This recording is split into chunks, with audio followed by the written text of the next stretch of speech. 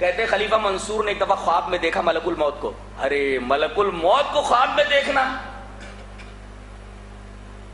ساتھ ملک الموت آ گئے خواب میں. اب منصور عباسی نے یہ سوچا کہ اب ملک الموت ہی تشریف لے آئے ہیں، بڑا اچھا ہے، ان سے ایک اہم مسئلہ، ایک سوال پوچھ لیتا ہوں. بعض لوگ ہوتے ملک الموت سے بھی سوال کر لیتے ہیں.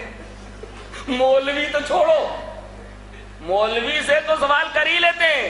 بعض لوگ ایسے ہوتے ہیں جو ملک الموت کو بھی بغیر سوال کیے جانے نہیں دیتے، ملک الموت سے بھی سوال کر لیتے. منصور عباسی نے خواب میں دیکھا کہ ملک الموت آئے ہیں، اچھا موقع ہے، لاؤ ایک سوال کر لیتا ہوں. کہا کہ حضرت آپ سے ایک سوال کرنا ہے، آپ لوگوں کی جان نکالتے ہیں، اللہ تبارک تعالیٰ نے جان نکالنے پر مامور کر رکھا ہے آپ کو. کہا کہ پوچھو پوچھو. کہا کہ میری عمر کتنی ہے، میں کب مروں گا؟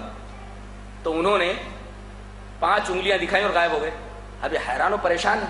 تمام منجمین کو بلایا کہ ایسا ایسا میں نے خواب دیکھا ہے، ملک الموت 5 انگلیاں بتا کر کے گئے، 5 دن زندہ رہوں گا، کہ 5 گھنٹے زندہ رہوں گا، 5 ہفتے زندہ رہوں گا، 5 مہینے زندہ رہوں گا، 5 سال زندہ رہوں گا.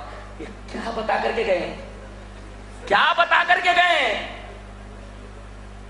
تو جب کسی ماہر معبر کے پاس اس خواب کی تعبیر بھیجی گئی تو اس نے یہ جواب دیا کہ ملک الموت نے در حقیقت سورہ لقمان کی اس آیت کا حوالہ دیا ہے کہ 5 باتوں کا علم اللہ کے علاوہ کسی کو نہیں، مجھے بھی نہیں ہے، ملک الموت کو بھی نہیں ہے، کہ قیامت کب آئے گی، بارش کب ہوگی، ماں کے پیٹ میں کیا ہے، کل کیا کمائے گا، کس زمین میں مرے گا. ان 5 باتوں کا علم اللہ کے علاوہ کسی کو نہیں، ملک الموت کو بھی نہیں ہے.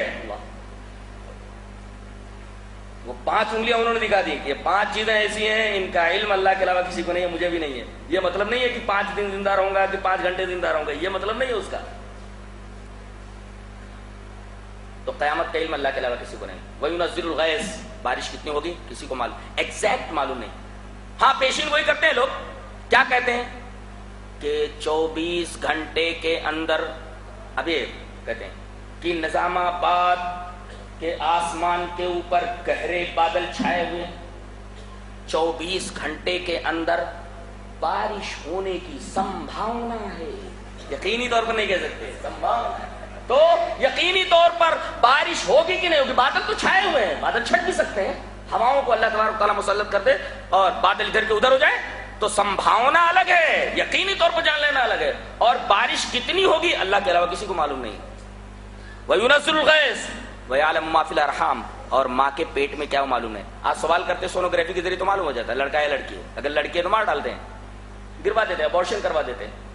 تو جواب اس کا یہ ہے کہ یہاں جاننے کا مطلب طبعی طور پر جاننا، بلا واسطہ خود بخود جاننا. اس لیے کہ اگر کسی آلے کو آپ استعمال کریں گے تو واسطہ آ گیا بیچ میں. جیسے میں ایک مثال دیتا ہوں، یہ دستی چھپی ہوئی ہے میرے ہاتھ میں، میں پوچھوں یہ میری مٹھی میں کیا ہے، میری مٹھی میں کیا ہے، اب غائب ہے، یہ غائب ہے یہ. اب اس کے بعد اگر میں آپ کو ظاہر کر دوں یہ اب آپ کے لیے غائب نہیں ہے. نبی کریم صلی اللہ علیہ وسلم کو جب تک کوئی وحی نہیں بتائی جاتی تھی تب تک وہی غائب رہتی تھی، اور جب بتا دی جاتی تھی تو وہ غائب نہیں رہ جاتی تھی، نبی کے لیے، امت کے لیے غائب رہتی تھی. اور جب امت کو بتاتے تھے تو امت کے لیے بھی غائب نہیں رہتا تھا وہ. اب یہ دیکھیں میرے ہاتھ میں کیا ہے، اب آپ کے لیے غائب ہے، لیکن میں نے کھول دیا تو آپ کے لیے غائب نہیں ہے. ایسے ہی جب تک وحی نہیں اترتی تھی تب تک غائب، وحی اتر گئی تو وہ غائب نہیں رہے گی اب نبی کے لیے، اب امت کے لیے غائب ہے. نبی کریم صلی اللہ علیہ وسلم نے امت کو بتا دیا تو امت کے لیے بھی غائب نہیں ہے. ایسے ہی سونوگرافی کے ذریعے آپ نے دیکھ لیا تو وہ غائب نہیں ہے.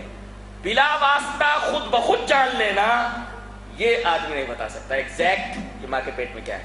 ورنہ آدمی چھری سے چیر کر کے دیکھ لے لڑکا ہے لڑکی ہے، تو یہ تو واسطے کے ذریعے آپ نے پتہ لگایا. یہاں یہ کہا جا رہا ہے بغیر واسطے کے خود بخود پتہ لگا لینا، انسان ایسا نہیں کر سکتا.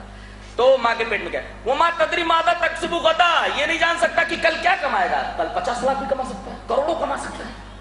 مستقبل میں جھانک کر کے کوئی نہیں دیکھ سکتا کل کیا کمائے گا، یہ اللہ تبارک تعالیٰ کے علاوہ کوئی نہیں جانتا. اور کب مرے گا یہ بھی نہیں جان سکتا.